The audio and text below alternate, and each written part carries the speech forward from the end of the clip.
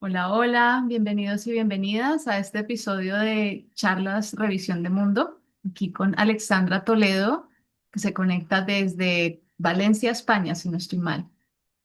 Y ella, ella es originalmente de Estados Unidos y nos conocimos hace unos 10 años por ahí, más o menos, en un entrenamiento de liderazgo llamado Byron. Muchas gracias, Byron, por presentarnos. Y hace poco me viniste a visitar, Alexandra, aquí a Aldea Feliz, y eso nos dio la oportunidad de reconectarnos y de preguntarte de tu trabajo, de tus intereses, y me mandaste dos artículos fascinantes y dije, tengo que entrevistarte para conocer más de esa apertura, en particular a lo mitopoético. Quiero decir que me impactó mucho esa mirada tan profunda. Pero bueno, bienvenida. Si quieres, preséntate como quieres presentarte y ya luego entraremos en materia. Gracias. Pues muy bien, encantada también de tener esta conversación porque es una oportunidad de hablar de algo que me apasiona mucho y ya vengo estudiando por mi cuenta hace varios años y no siempre tengo la oportunidad de conversarlo. Sí, yo ahora me encuentro en Valencia, en País Valencia, en la costa mediterránea, cerca de la playa y es como mi entorno donde me encuentro ahora. Digo que mis raíces están en el Oeste de los Estados Unidos. Ahí crecí, mi familia también es de ahí hace varias generaciones, pero antes de eso, pues emigrantes de Europa, como muchas personas en Estados Unidos. Y pasé también una temporada muy importante de mi vida en Perú. Entonces esto también me impactó y me formó y me influenció de una manera muy profunda y creo que tiene que ver también en todo lo que voy descubriendo y estudiando en este proceso que estoy llevando de momento. Sí, sí, sí, sí, efectivamente tienes muchas influencias culturales, como has mencionado, desde pues tu crecimiento en Estados Unidos, tus raíces europeas, vivir en Perú y ahora estar en España. Y bueno, hablas perfecto español, lo cual agradezco. Qué bueno que esta conversación le pueda llegar a las personas en Latinoamérica que no hablan inglés. De pronto otro día haremos una entrevista en inglés. Perfecto, sí, sí. Haré el intento. Claro. Bueno, la primera pregunta que yo le hago a todas las personas es, ¿cómo describirías tu cosmovisión actual y cómo llegaste a ella? Sí, es curioso porque vi también tu formato, tus cuadros de cosmovisión y yo pensé en lo que yo estoy proponiendo o descubriendo por el proyecto y decidí, bueno, eso sería mi cosmovisión, que se llama el principio sagrado. Mm. Y he puesto ese nombre. Es un estudio muy informal de mi cuenta, lo que vengo haciendo, pero es algo que me inspiró hace varios años. ¿Y cuál es la idea? Es ver el mundo, toda la creación, como algo sagrado, como principio, que quiere decir desde el inicio, y un principio, como decir, como un valor.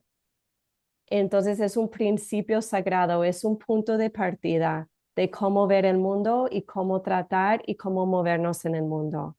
Entonces, yo creo que si pudiéramos ver y vivir en el mundo con ese principio, sería otro el mundo. Sería totalmente distinta la situación en la cual estaríamos ahora. Y es una cosmovisión emergente, diría, es algo que va creciendo y va surgiendo, no es algo fijo. Y para mí es un proyecto personal, un proyecto espiritual, algo que quiero cultivar en mí y en el mundo. Qué hermoso. Es tan sencillo, pero tan, fundamental y tan profundo. Gracias por esa claridad que traes. Sí, lo que me di cuenta cuando empecé a indagar en estos temas es que realmente es, no es una idea original mía, es la idea, es la manera de ver el mundo más antiguo que existe, solo que lo hemos perdido. Muchos de nosotros y nosotras lo hemos perdido.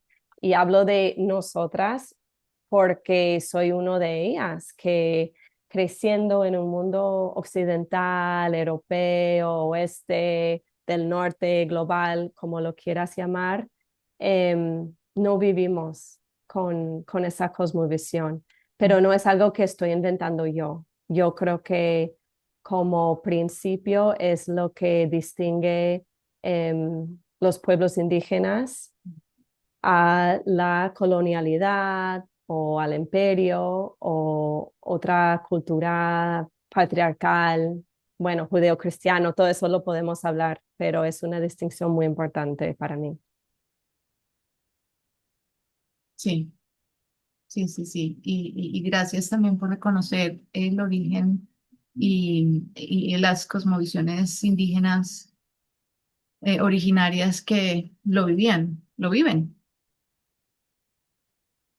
Y seguramente las culturas europeas también y norteamericanas también en su momento, obviamente, vivían en ese lugar. Ahora, ¿por qué no vamos a ese descubrimiento que hiciste de el origen de esa fractura? Ya, yo estaba leyendo sobre la historia desde la época paleolítica hasta la época moderna en el tema de la diosa, ¿no? En el tema espiritual de la cultura de la diosa. Y yo me preguntaba qué es lo que cambió y cuándo cambió. O sea, yo como una persona también que he vivido en distintos lugares y no tengo como raíz en algún lugar, digo, pero en algún momento todos éramos indígenas, ¿no? ¿Y qué significa eso? Significa ser de la tierra, significa estar en el mismo lugar que tus abuelos, eso. Y empecé a preguntar y preguntar de dónde venía eso. Entonces, estaba leyendo y lo traje aquí para mostrar. Este libro es lo que me inspiró, es El mito de la diosa que habla de la evolución de la diosa desde el Paleolítico hasta la época moderna y es un libro, o sea, es una investigación fuerte. Y ahí encontré en la etapa bronce, en lo que se llama la europea antigua o la europea vieja, que había un mito que salió y el mito se trata de la diosa madre, la diosa abuela, la diosa creadora, primogenia, la primordial energía del origen. Em, Tiene sus hijos, sus hijas, otros dioses y tal. Y en la segunda generación, uno se levanta contra ella, él se llama Marduk, y ella en esa etapa en Mesopotamia se llama Tiamat, y él mata a ella, él le asesina brutalmente y, y la divide en partes, la divide en su cuerpo, en la tierra y en el cielo, y él pone orden del caos porque ella era como el caos y él ponía orden. Y a partir de ese punto, él se hace el Dios creador. Entonces, es la primera vez que tenemos en la historia escrita o documentada, por decirlo así, la historia de un Dios creador, no una diosa. Y para mí ahí cambió la historia. Y se sabe que desde Mesopotamia vienen las influencias para todo lo que es la cultura judeocristiana y el resto de Europa y claro, el mundo occidental, por decirlo así. Y a partir de ese punto en la historia de hace 4000 años, ya no había diosa creadora, solo había Dios. Y pensando antes cómo era la historia, Tiamat, Namu, otras diosas, eran las madres y era la tierra y representaban la creación. Entonces, que un hombre mata a la diosa significa que mata la naturaleza y nos separa de la naturaleza. Entonces, para mí era como descubrir la solución, que ahí está, es un punto histórico. Claro, que no es un momento, toma mucho tiempo crear un mito y después la influencia del mito, pero eso para mí es la coyuntura donde cambia la historia. Y yo creo que cargamos todavía la herida de ese asesinato dentro, aunque lo hemos olvidado conscientemente. Imagínate qué fuerte es historia de un Dios que mata a su propia abuela, la asesina. Y de ahí se hace el ganador, el creador y todo. Y claro, representa también el ingreso de una cosmovisión, por decirlo así, patriarcal, la cultura patriarcal. Entonces es un antes y un después en la historia. Mm. Sí, me genera un duelo, ¿no? De conocer esto y volverlo a escuchar. Y, y seguro está haciendo eco a esa herida que cargamos todos de esa separación, de ese desorden, de alguna manera primordial, del que emergió la cultura occidental. Sí. Y que lo desconocemos. ¿No? Pero yo crecí también, yo me considero culturalmente cristiana. Mm. Crecí en cultura cristiana, en la iglesia y hay muchas historias ahí, pero eso exactamente no. Y no sabemos de dónde vienen las historias, por ejemplo, de la Biblia.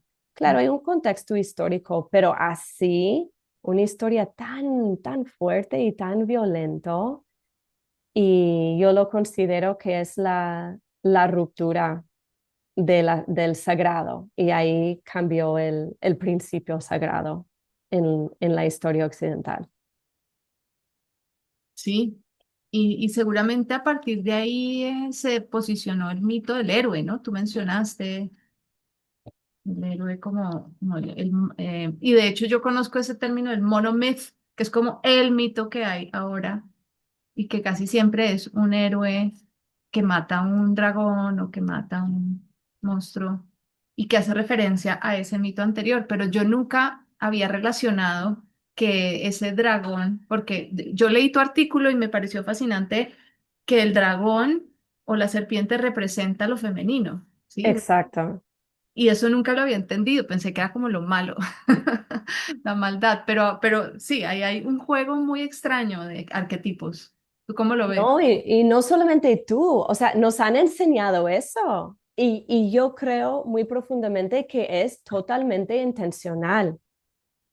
Mm, Y en la época paleolítica, en la época donde la gente se comunicaba en dibujos, por ejemplo, en Mesopotamia, en Sumeria, la diosa, bueno, la diosa era muchas cosas, ave, plantas, incluso la serpiente, claro, porque la serpiente va por la tierra y es como una con la tierra.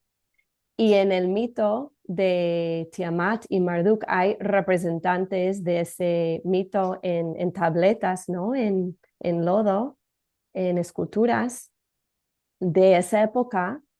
Y Tiamat es como una serpiente de agua y en otras versiones es dragón o dragona, no sé si se dice dragona, pero es claramente femenina. Entonces, ese mito, lo que pasa es que posiciona el hombre como Dios creador, como héroe, que mata la mala y cambia el paradigma. O sea, es un momento en la historia donde la conciencia colectiva cambia, no necesariamente por el mito, no como consecuencia del mito, pero el mito explica ese cambio. Y es muy parecido a la historia del jardín de Edén. Claro, porque ahí tienes la serpiente y es la mala. ¿Y qué pasa en esa historia?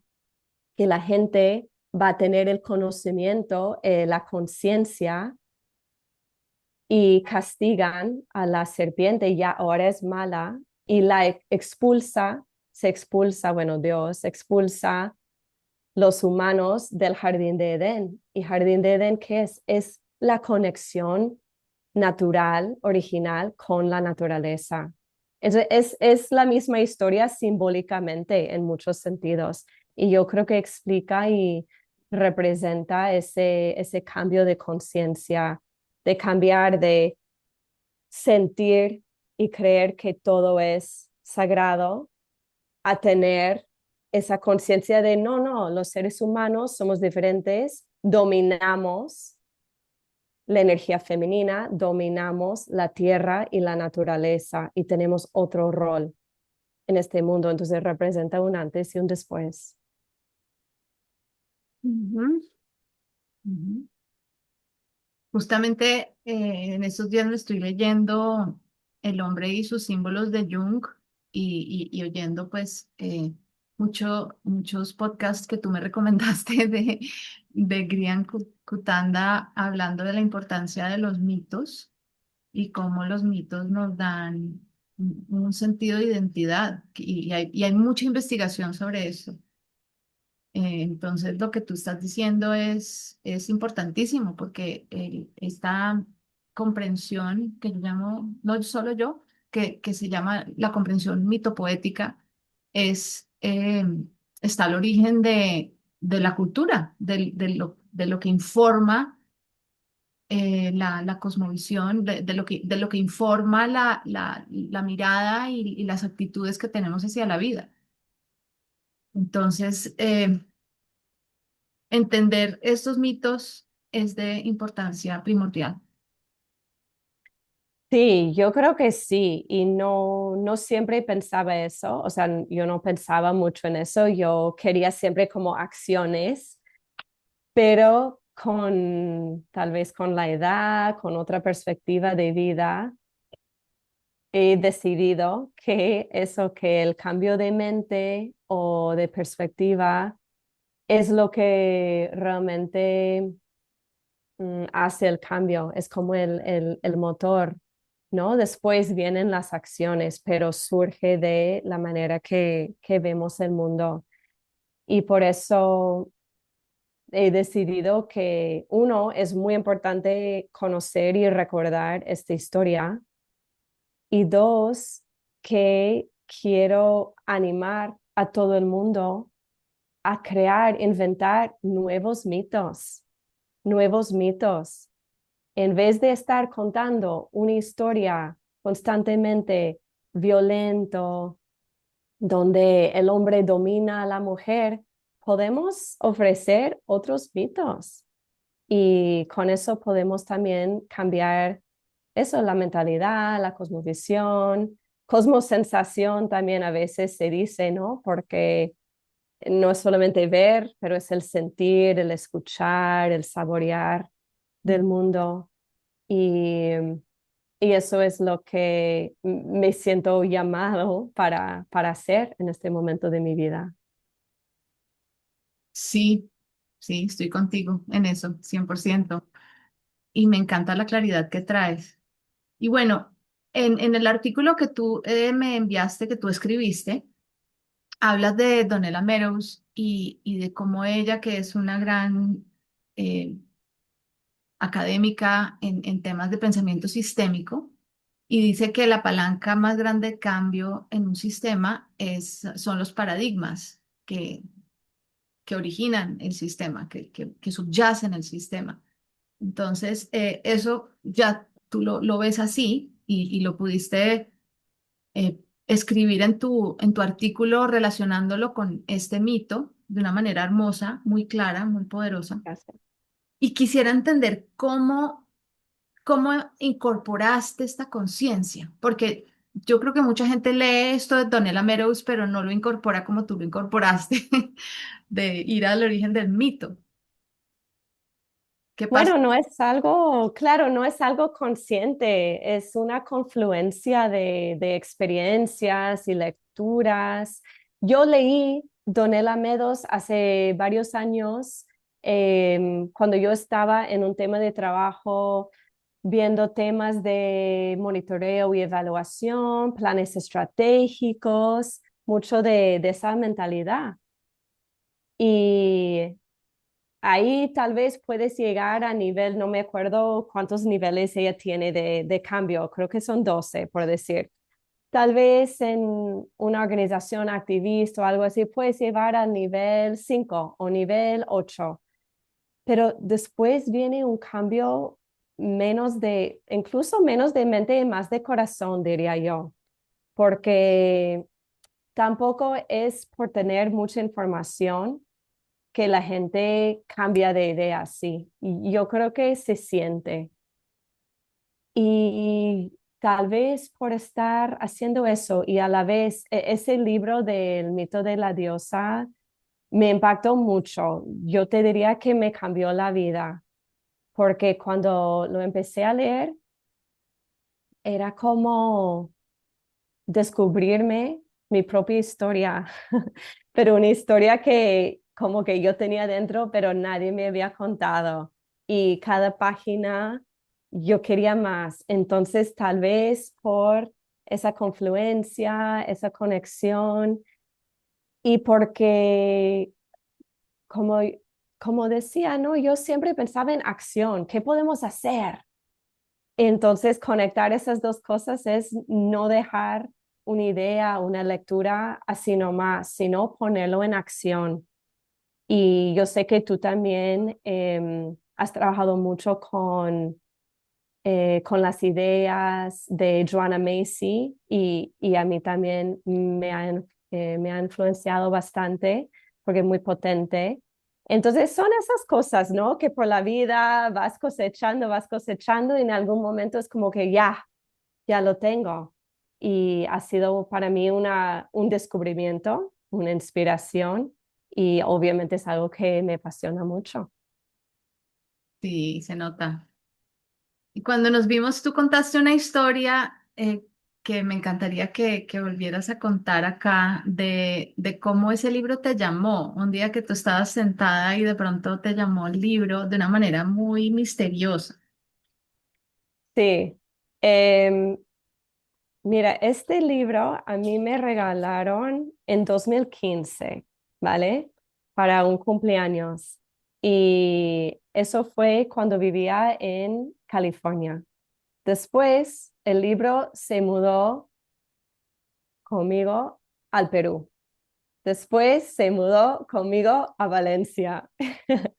Y fue en la pandemia, en 2000, en 2020 habrá sido que yo estaba en la sala y era la pandemia y mi hijo estaba gateando, jugando por ahí y yo estaba al lado de la estantería, de la librería y volteo y lo veo y lo cojo así, como, a ver, y empiezo a abrir y a leer y digo, "Ah, ¿eso?" Y tengo que agradecer mucho este libro y que me ha llegado a la vida, porque honestamente me abrió un mundo y una manera de verlo diferente y un camino que no lo tenía pensado, no lo tenía en mente, pero yo creo que durante la pandemia todos y todas nos preguntábamos mucho, ¿no? ¿Cómo llegamos aquí? ¿Qué pasa en el mundo? Entonces era también en ese contexto, leyendo esto, que fui como a la raíz, pero raíz, raíz, o sea, las cuevas del Paleolítico. Y ahí es donde empecé a ver cómo se fue formando la cosmovisión patriarcal y mecanista y muy racional que ha hecho mucho daño a la tierra, a la humanidad y a la relación entre las dos. Entonces el libro me llamó en un momento muy preciso y me abrí a ello. Ujú. Hermoso, me encanta esa historia. Parece como tan, sí, mágica. Y así pasa en la vida, ¿no? Uno de repente está listo para algo y ahí en ese momento te Sí, llama. Ese- exacto, exacto, sí. Sí. Incluso hay una novela y no me acuerdo el nombre ahora, pero habla de eso, de que la gente va como a una librería secreta, una biblioteca secreta y no hay nombres, no hay nada en el libro y como que el libro te llama. Y yo he sentido eso más de una vez en mi vida. Bueno, eso está bonito para que aquí quien nos está viendo, oyendo, esté atento a esos llamados misteriosos de los libros, porque son efectivamente portales a nuevas comprensiones, pueden serlo. Y yo quisiera también explorar contigo que tú ya venías en una cosmovisión ecológica, ¿sí? Con mucha conciencia del tema pues de la destrucción ecológica no sé si llamarlo activismo, pero pues en un compromiso grande por hacer algo frente a la destrucción del medio ambiente. Cuéntanos también de cómo llegaste a esa comprensión, porque no sé si todo el mundo en tu entorno donde tú creciste tenga esa misma conciencia ecológica, ¿no? Que tú desarrollaste. Ya, sí, creo que desde la niñez mis padres tenían mucha conciencia de respetar el medio ambiente, toda mi familia. Y las acciones eran como las cosas típicas, ¿no? Vamos a reciclar, no vamos a tirar basura, ¿no? Que en los años 80 y 90, pues en las escuelas también nos enseñaron eso, era muy importante, pero también era mucho mi amor por la naturaleza y eso también se cultivó en mi familia em, y tomando tiempo con la naturaleza. O sea, crecí en un lugar no muy urbano, había bosque, em, íbamos al lago. Entonces, cuando tú amas mucho a algo, a alguien, lo quieres cuidar, ¿no? Y le tienes cariño. Entonces, ver cómo otros tratan el medio ambiente o incluso hay cosas de mi manera de vida que me duele mucho, ¿no? Porque vivo en un contexto de una construcción y las calles pavimentadas y todo eso, entonces viene desde dentro y después la lectura, la educación, la formación te va dando pistas de análisis crítico y ya fui aprendiendo más sobre eso, sobre estructura, sobre colonialismo, sobre neoliberalismo, todas esas palabras grandes, pero partió realmente de un sentir y, y un cariño y un amor, sobre todo. Mm, hermoso. Y qué bendición haber tenido papás con tanta conciencia y escuelas también que te acercaron y que facilitaron esta cercanía, ¿sí? Y em, quisiera que nos contaras un poco del trabajo que haces ahora, porque me dejaste unos materiales de tu organización y son fascinantes. Realmente lo que hacen es muy progresista, muy disruptivo desde mi punto de vista. Es genial. Sí, mira, todo está relacionado, pero mi trabajo y como lo que me dedico profesionalmente, en síntesis diría, es la soberanía alimentaria. Y eso es un marco conceptual, pero también es un movimiento social y también es una manera de imaginar el mundo de otra manera, donde la base del tema es alimento y agricultura. Entonces, ¿cuál es la idea? Es mirar el sistema de los alimentos y de la agricultura y cuáles son los poderes que controla eso. Y vamos a lo mismo, ¿no? Tenemos ahora el sistema alimenticio agroindustrial dominado por corporaciones y cuál es la meta o cuál es su objetivo. No es alimentar el mundo, es lucrar. Y la idea de la soberanía alimentaria es que el alimento no es un commodity, ¿vale? No es una cosa para poner en la bolsa de valores.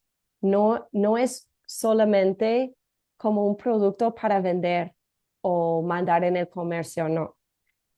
El alimento, ellos, no sé, algunas personas dirían es sagrado, pero es un derecho, es algo sagrado, es algo cultural, es lo que necesitamos para nutrirnos y alimentarnos. Entonces, esos también son dos paradigmas. Ahora, entre paradigma y cosmovisión, yo creo que se desarrolla más, pero soberanía alimentaria cambia el paradigma de cómo vemos el alimento y la cultivación de ese alimento, que también el poder está en manos de quienes cuidan y cultivan la tierra y las personas, bueno, que sea un sistema democrático. Entonces, bueno, va muy profundo también porque es un cambio de sistema.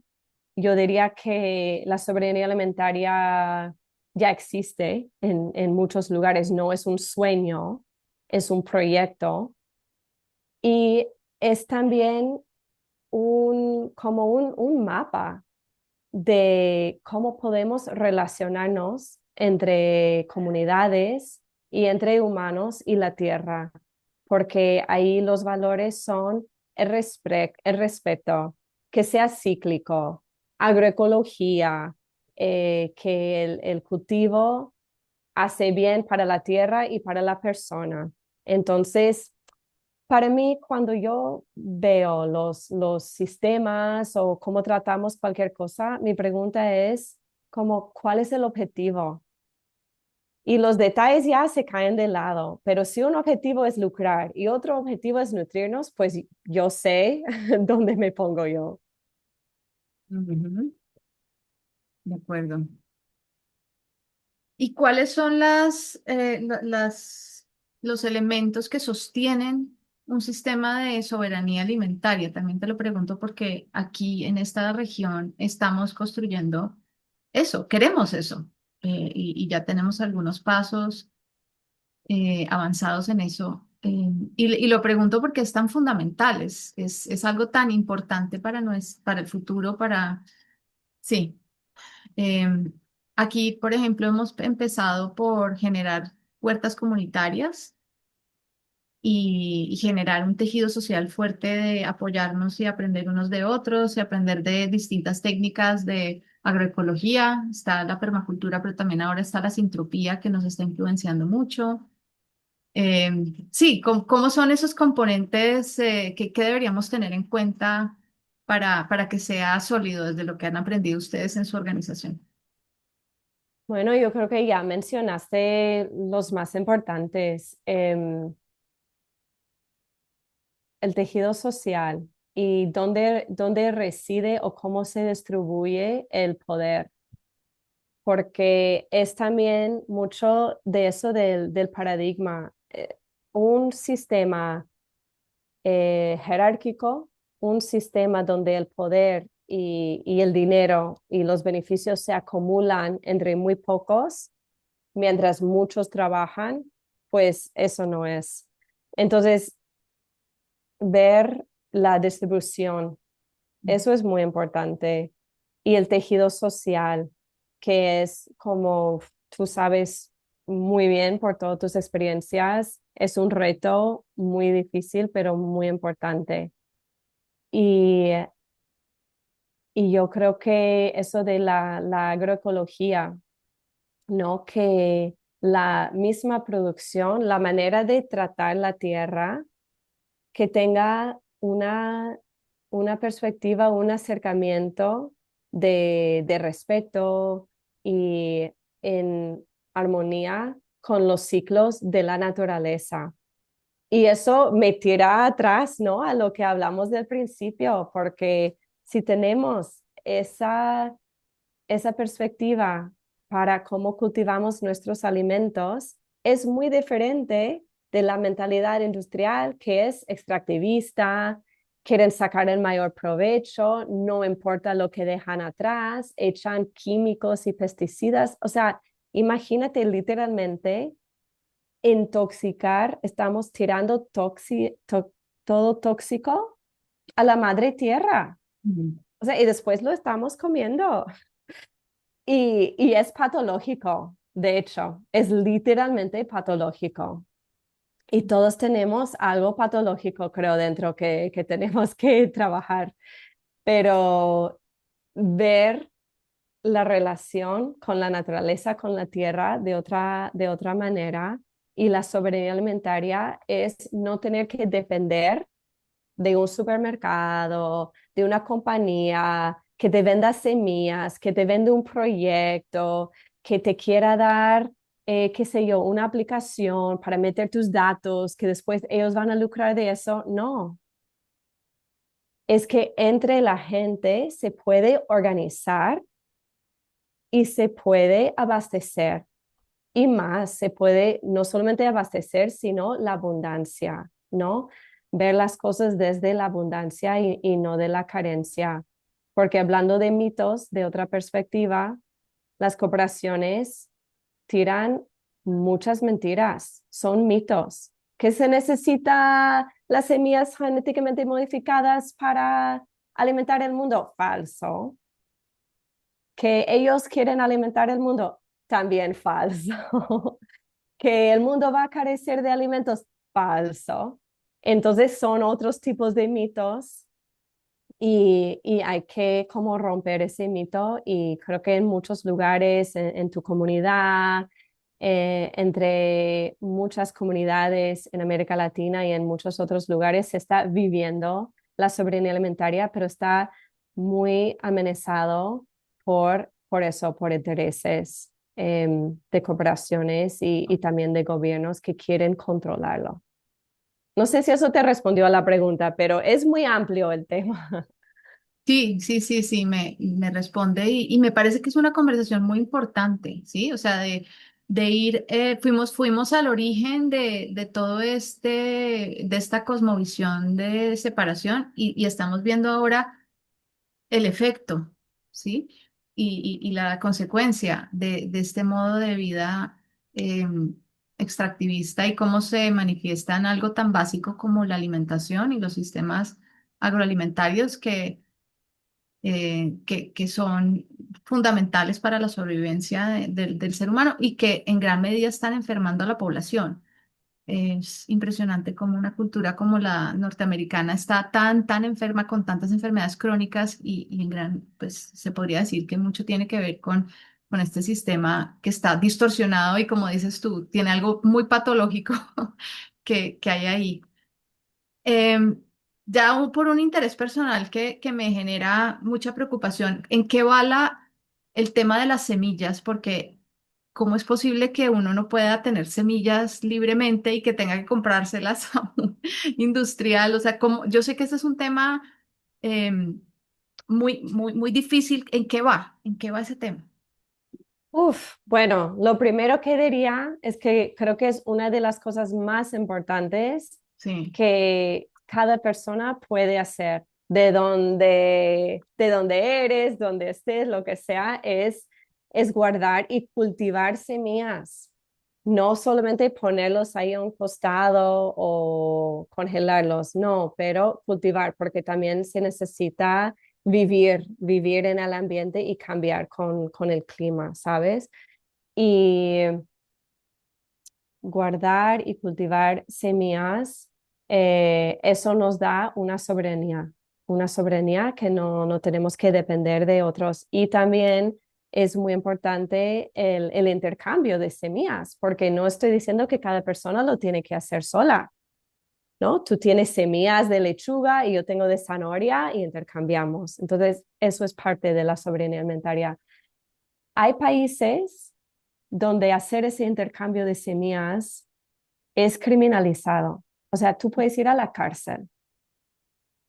Eso es el control que tienen las empresas, que ellos han metido en la legislación de los países a tal punto que no es legal intercambiar semillas si no tienen un registro tal por el gobierno. Y eso es muy peligroso para nuestro futuro, Ujú. porque yo no quiero depender de unas 4 compañías que son los que controlan 80% de las semillas del mundo, del mercado de semillas, eh, para sobrevivir. No. Entonces, hay movimientos y hay grupos luchando contra eso, mi organización incluida, y contra lo que se llama UPOV, que es una sigla, creo que en francés, que es una unión de gobiernos para la privatización de las semillas. Wow. ¿Y dónde se están metiendo ahora? En tratados de libre comercio. Se está metiendo una cláusula que para tener tratado de libre comercio con, qué sé yo, con la Unión Europea o con Estados Unidos o con otros lugares, ese país, típicamente del sur global, por decirlo así, tiene que aceptar ser parte de esa unión, que quiere decir que tiene que privatizar sus semillas. No. Ujú. Ya sabemos que tratados de libre comercio causan mucho daño.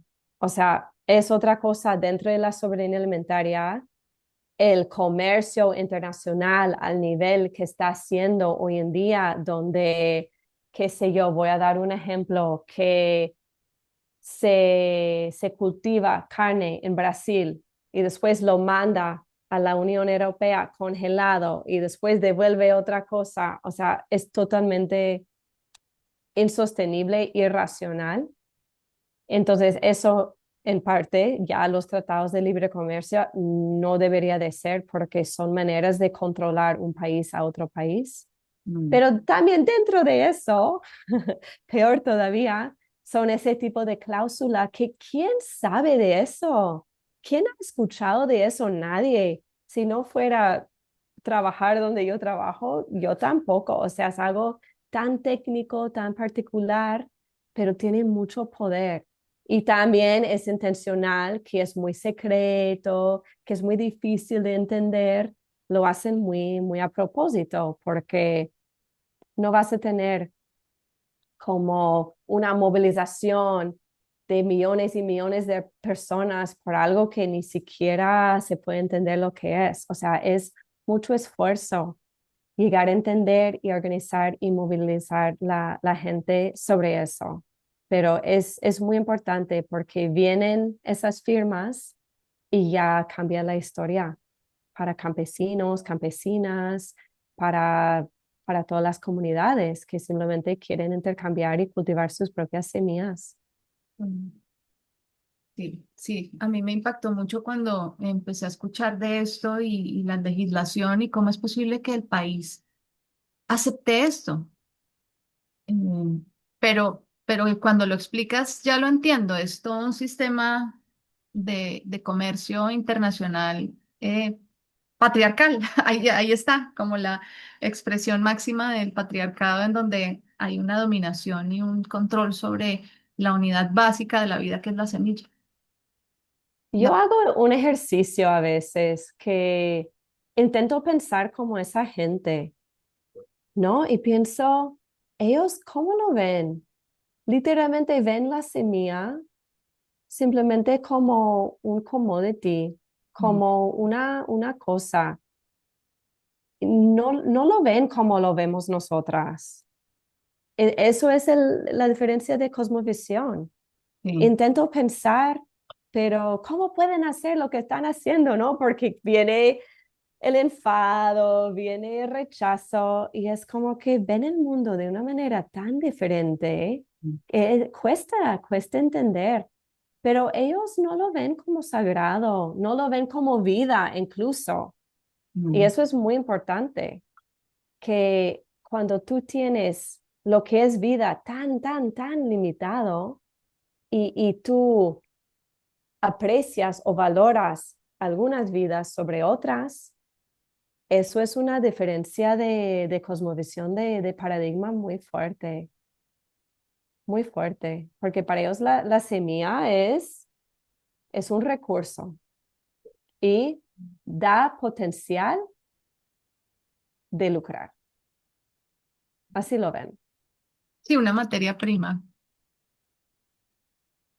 Sí, sí, y entendiendo también el trauma colectivo que tenemos como civilización y que genera tanto miedo y tanta mentalidad de escasez, mm, y esta presión constante de producir, ¿sí? Como una máquina, porque esa es la cosmovisión materialista, ¿no? Ser como máquinas, producir como máquinas. Aquí no hay espacio para abrirnos a sentir la semilla como otra cosa que un insumo de la máquina. Ya, exacto. Y no he terminado de investigar o entender esa parte, pero la agricultura y la ganadería también tiene algo que ver en ese paradigma patriarcal. Em, yo preguntaba mucho, ¿no? De dónde viene esa mentalidad? Y claro, en las lecturas de la historia y todo, habla de los tribus que vinieron de Rusia, bueno, del más como del continente, entraron en Europa y Mesopotamia y movieron la gente al norte y empezaron a establecerse ahí, ¿no? Y se mezclaron con la población y ahí vino como el cambio a lo que es ahora eh, la cultura occidental, por decirlo así, en Europa. Pero eso no respondió a mi pregunta, porque digo, entonces, ¿por qué esa gente tenía esa mentalidad? Que lo trajeron y todo, entiendo. Y la única respuesta que he visto hasta ahora es de una autora vasca y no voy a recordar su nombre, pero después te lo paso. Y ella dice que ha venido de la ganadería, que cuando el ser humano empieza a em, hacer como de los animales su cría y empiezan a controlar su ciclo de reproducción, se dieron cuenta que podrían hacer lo mismo en los seres humanos. Y ahí es cuando cambió la relación hombre-mujer. Porque claro, antes la idea de la paternidad no era tan importante. Era otra perspectiva, otra cultura, otra relación. Pero cuando descubrieron o se dieron cuenta que se puede como controlar la reproducción y saber de quién es el cría, de qué sé yo, que era en ese momento ovejas o cabras o lo que sea, eso se extendió también a los seres humanos. Entonces, el, algo que ver con la ganadería y la gente pastoral eh, cambió ese paradigma en el ser humano y después se extendió esa cultura. Como digo, no es completa la explicación porque hay un elemento de violencia, hay un elemento de conquista que no sé si tiene que ver completamente, pero eso es lo que estoy empezando a entender o a ver y a cuestionar. Sí, yo también había escuchado esa teoría y tiene sentido. Em, ya para ir finalizando, Alexandra, en otro artículo que me mandaste de tu autoría, te estabas cuestionando sobre ser indígenas y sobre ser nuevamente em, oriundos de nuestra tierra, como realmente más conectados, más aborígenes. Y si tenemos, y si los occidentales tenemos acceso a eso, ¿cómo restablecer eso? ¿Qué descubriste ahí y qué nos podrías transmitir en cuanto a reclamar un sentido ¿qué será de esto? Como de pertenencia y soberanía también sobre nuestro Eh, territorio. Como, como he dicho, para mí esa pregunta de cuándo era mi familia indígena, em, la respuesta no la encontré en, como en mi árbol de familia por un lugar geográfico o por ver dónde vivieron y cuándo vivieron desde la tierra. Para mí, em, esa ruptura era hace 4.000 años, entonces son familia o es un linaje que no podría rastrear, pero el cambio cultural que se dio en ese momento, eso es como yo lo veo. Y yo veo y siento que no hay marcha atrás, o sea, tampoco la idea es... em, es regresar. No podemos regresar a una cultura de la diosa y como olvidar todos los 4.000 años que ha pasado. O sea, este tiempo, toda esa experiencia, seguramente nos ha servido de mucho, nos ha enseñado mucho. Y el próximo paso, yo no sé exactamente qué será, pero por lo que voy leyendo y entendiendo y sintiendo, tiene que ser una unión de fuerzas. Ya no estamos hablando de solo el sagrado femenino y ya no estamos hablando de solo el dios hombre, el patriarcado. Tiene que ver algún balance y algún paso, alguna cosmovisión que que tenga las dos partes, pero desde la conciencia que tenemos ahora, porque tenemos tecnología, tenemos un montón de conexión en el mundo, o sea, es muy diferente que antes, entonces no es regresar. ¿Cómo será? Yo no sé, pero lo que sí siento es que imaginar cómo podría ser el mundo es un músculo que tenemos que desarrollar.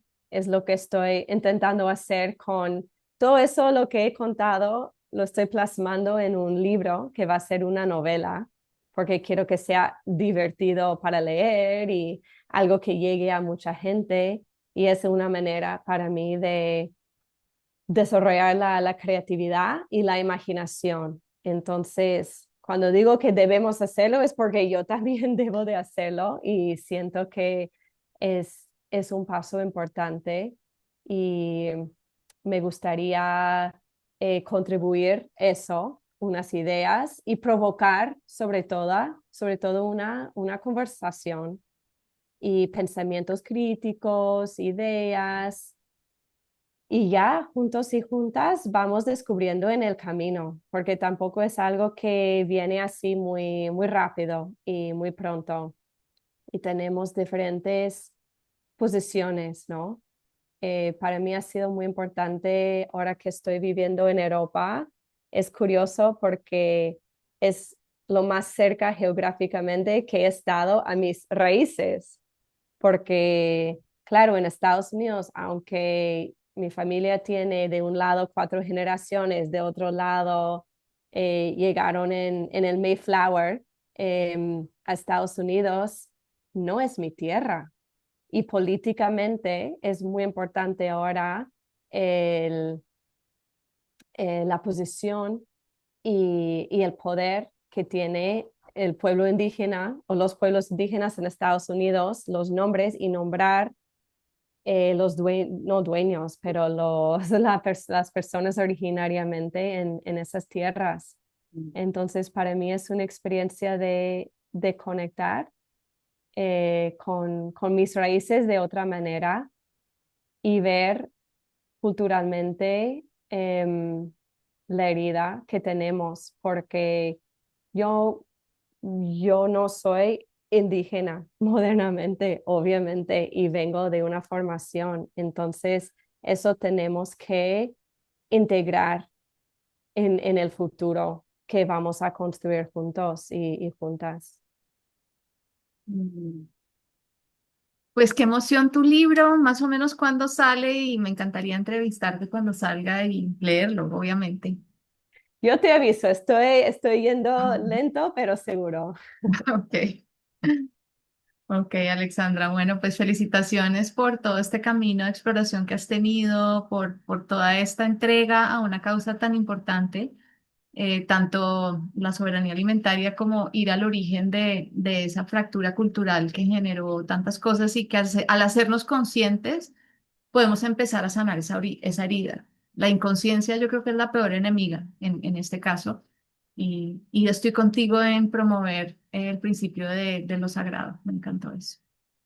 Genial, muchas gracias. Gracias por la oportunidad de compartir y me encanta que nos encontramos en este momento con proyectos alineados Sí, y poder como alimentarnos la una a la otra también. sí, nuestros libros son hermanos. Hermanas. Hermanas, perdón, hermanas y ¿cómo se llama tu libro? No sé todavía. Ok, ok, bueno, es el baby todavía. Sí, sí, nace del principio sagrado, pero no sé si eso será el nombre. Ajá, bueno, en todo caso, aquí lo llevo en mi corazón a tu proyecto, a ti también, y muchas gracias por esta entrevista y por todo tu camino. Gracias a ti.